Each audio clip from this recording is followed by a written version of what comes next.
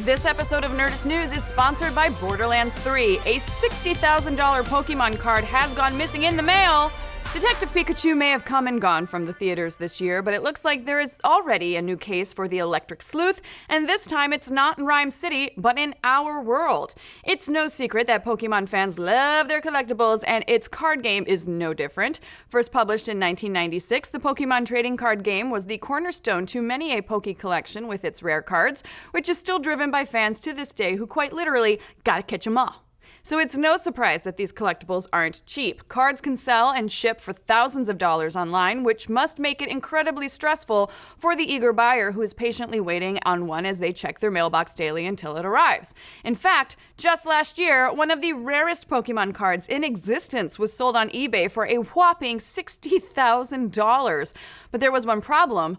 After it was shipped from the seller, it disappeared without a trace. Now, much of the sleuthing for this story was done by Pokemon card aficionado and YouTuber SM Pratt, who gathered the clues over on his channel. My clues! But we're here to break down the twists and turns and hopefully bring more attention to the story. So first off, a little background on the Pokemon card itself and why it is so rare. The card in question is known as Trainer Number 3, and it was the third prize given out at a Pokemon card game tournament in Japan called Super Secret Battle back in 1999. The rarity of the card is due to this one-of-a-kind nature. Now, the only way to have gotten this card is by being the third place winner at the Super Secret Battle. So it's not crazy to believe that when the card was sold on eBay last year that it went for the grand total of $60,000. However, the buyer's worst fears came true when the shipment never arrived. SM Pratt claims to know both the seller and the buyer well and places the chain of events like this.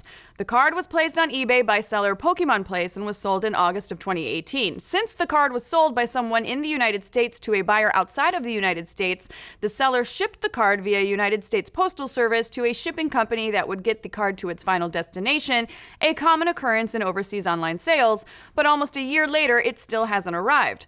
SM Pratt has a couple of theories about how this could happen, either by negligence or outright theft. The card could have been lost during the shipping process, or someone could have seen how much the package was insured for and decided to nab it, not knowing what was inside. Reportedly, the card was insured by the USPS for the highest amount possible, $50,000. The US Postal Service tracking system traces the path of the card to the shipping center where it was signed for in a bulk delivery, and then it disappears. And since the shipping center signed that bulk delivery that may or may not have actually contained the card, the insurance claim cannot be filed with the United States Postal Service as they are no longer liable for the loss.